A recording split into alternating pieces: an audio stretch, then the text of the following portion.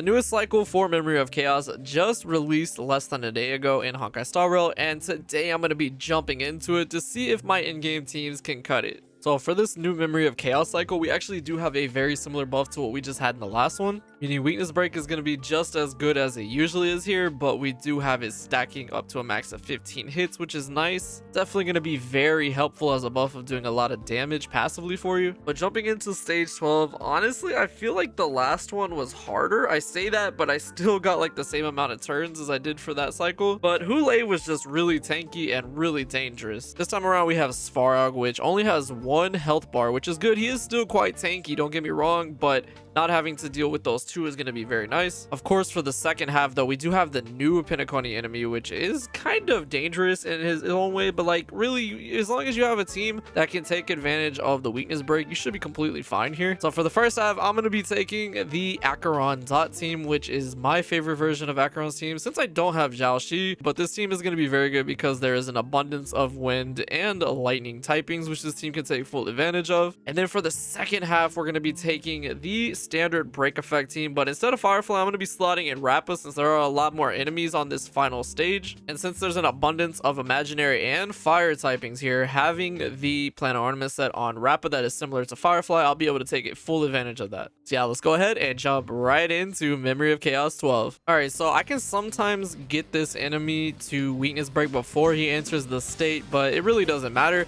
He's going to wake up quite quickly after that, and especially because once he summons the entities that he has, we can take advantage of the defense down, so that's going to be very helpful. But we'll see. We might actually break through here with Acheron. Just close enough, really close. All right, let's go ahead and drop Kafka's ult in, then I can follow it up with an E proc, which is going to be very nice.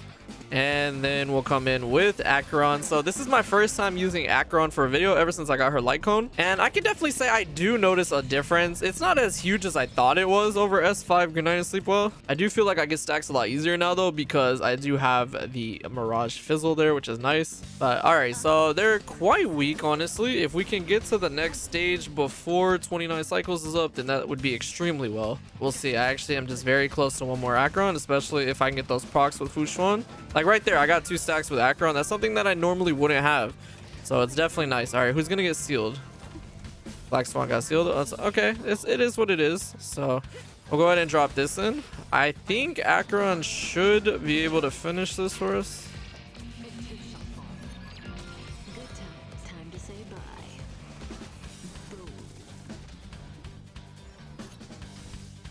Oh, or the dots could. Okay, so we didn't get there with 29 left, but 28 is still pretty good. All right, but there we go. That's gonna give us another stack. I mean, she does her job quite well though. I mean, she's keeping us alive and building up stacks. Okay, so I will get my ultimate here. This is another instance where, yeah, having the light cone definitely helps. I can go ahead and get that, and we should break through Svarog here. Yep, there we go. That's the first breakthrough. Okay, nice. All right, I needed to refresh my shield. We're really close to another Acheron ult. Black Swan's even getting beat up a little bit here. I'll use a basic on Kafka, and then I'll go ahead and use my E with Acheron, so I can go ahead and get that ult stack, which is really nice. I gotta get used to playing with that though, because I'm not used to getting that extra stack. All right, nice. Now I just need to get another ultimate with my Fu Xuan. It's very close. Like, she's constantly proccing that. All right, so let's use Acheron's E, and there we go. That time we got 13 stacks, it looked like, and we still have 26 cycles, so I would like to get it within 25. All right, so if he does hit Fu Xuan here, nice, and then I also get Kafka's ult, then we should be fine. So yeah, this side, I mean, it's not too bad. The only problem is Farag is extremely tanky. Those stacks are so helpful though. I mean, like, look at that damage, man. It's crazy. All right, so there we go. That's pretty much gonna finish this fight side with Svarog. We went ahead and got another Acheron ult to finish things up. 1 swipe, 2 swipe, and the 3 to finish it with 25 cycles. Not too bad, but he is a tanky boy for sure. Okay, so I did go ahead and start the battle here with Rappa's technique, so I can get them a little weak. I mean, of course, I'm going to use Rappa here. All right, so my priority for right now, actually, is to go ahead and get Trailblazer's ult up. And I actually might even get Gallagher before this enemy attacks. We'll have to see. So I can attack this enemy. As always, dance, dance, dance on Ron May. Is that going to give me enough speed, though? Okay, it did. Nice. All right, that's really good. So we have Gallagher.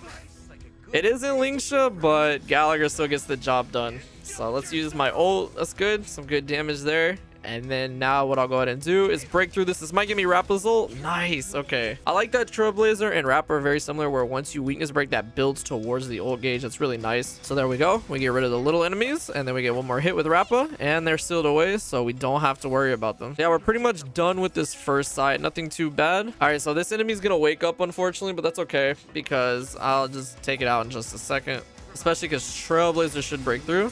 Nice. I might as well go ahead and use Rappa. Just says I have her ult.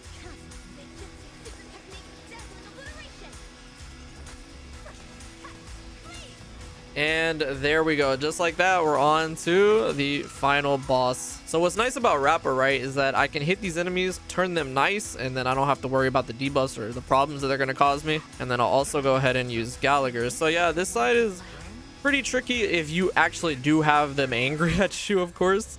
But they're all happy right now, so they'll either advance my action forward, give me skill points, you know, even some of them give you your ult back, which is crazy. Okay, so the main enemy's still sealed away. As you can see, they're giving me all my ults, so it's pretty good. Okay, there we go. I'll take that advanced action forward. Nice. So because of that, we actually have almost enough energy to get my ult one more time. All right, am I gonna cut the line in time? Ah, we're so close. That's unfortunate, but it's okay. We're really close to Rappa there. Oh, and that nice damage. Okay, he's already at 40% HP. All right, let's get back into my ult state here with Rappa. Obviously, she's really good here because of the weakness break, but because there's so many enemies like Firefly, I feel like would struggle here. All right, that went ahead and gave me another stack. Now, what's really good too is that these enemies have an ice weakness. So like in the case of this, I really should refresh my E though. Yeah, that's what I'm gonna do. I'm gonna refresh my E. I could have probably broken through here, but I think it's better to just refresh it.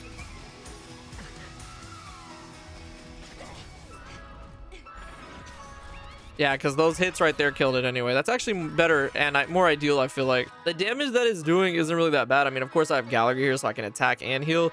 But it really does put a pretty decent amount of fire on you, so you got to be careful of that. We still got 2 cycles left, and we're on the final health bar now.